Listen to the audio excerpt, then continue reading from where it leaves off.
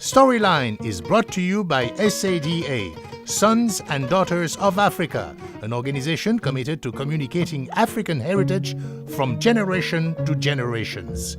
On the web, www.sada54.org. Welcome to Storyline, a production of alloconakry.com. I'm Alsedi Ben Bangoura, your host. Female genital mutilation cutting, a practice affecting millions of women around the world, is the topic of our discussion. And my guest is Melanne Verveer. She is a U.S. Ambassador at large for global women issues. Ambassador, thank you very much for joining us. If you could briefly, Ambassador, tell us what female genital mutilation cutting is all about and why. Well, it is really a rite of passage in many parts of the world. It has to do with cutting, and it is one, unfortunately, that is deeply entrenched.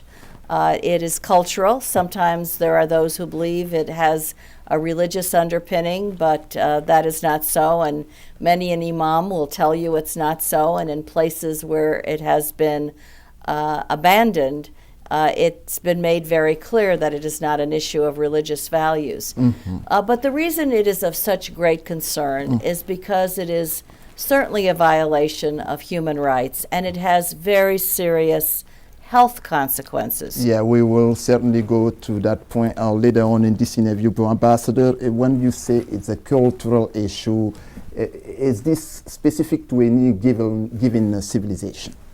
Well, it is found in some parts of the Middle East, in some parts of Africa, certainly, and in Southeast Asia. So it is something that's been transported. I am told, I'm not a historian or an expert on its ancestry, but I'm told that it originated in Egypt and then through the movement of peoples took hold in other places. But it is predominantly found in large parts of Africa. Do we know whether the age and time of a female person matters when it comes to this practice?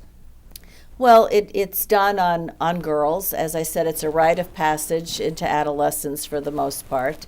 But it is one that does bring with it very serious public health consequences, whether in terms of certainly pain, certainly a potential even for maternal mortality, infant mortality, consequences for childbirth, complications of childbirth. And it is when a community understands the consequences and goes through a community awareness process and a declaration to abandon that change really comes. Mm-hmm. February, of course, Ambassador, is the month of observance with regard to this practice. You call it Day of Zero Tolerance for Female Mutilation. In practical terms, what does the international community do to eradicate this phenomenon?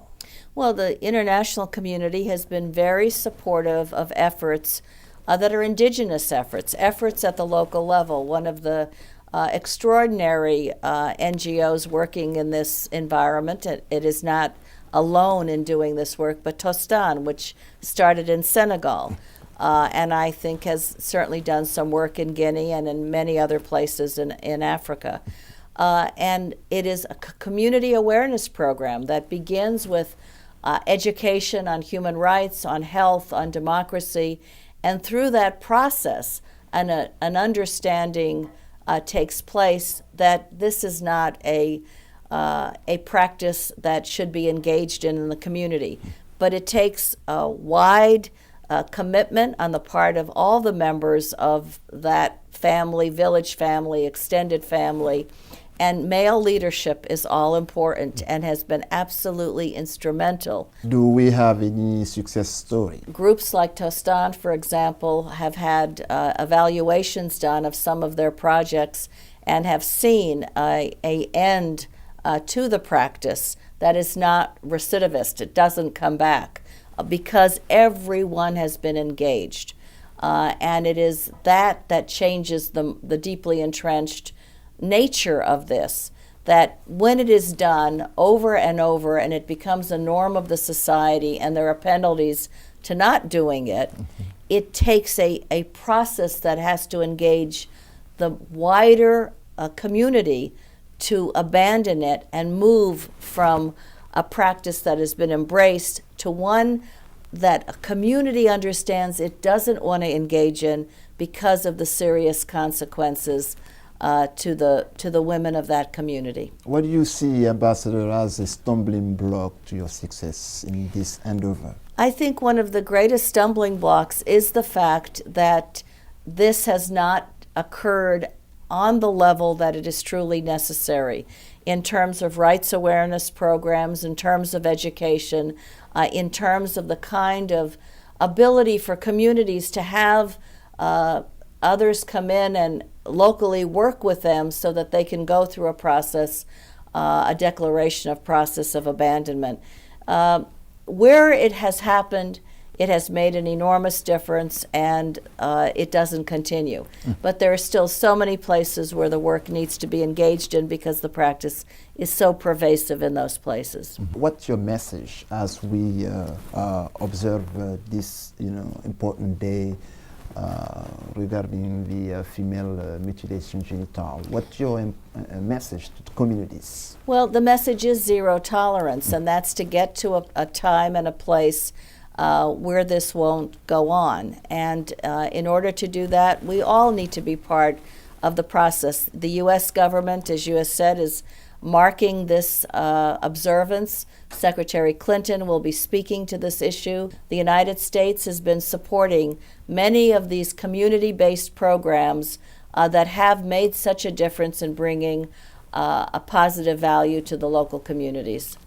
But in the end, it is the communities that have to decide whether they will abandon this or not, and where they have gone through this process of understanding, not wanting to subject their girls and women to this practice because of the consequences. Those communities have abandoned it. On that, I thank you very much for visiting alloconakry.com. Melanne Verveer is a U.S. Ambassador at Large for Global Women Issues. She's coming to us through the Washington Foreign Press Center here in Washington. Storyline is brought to you by SADA, Sons and Daughters of Africa, an organization committed to communicating African heritage from generation to generations. On the web, www.sada54.org.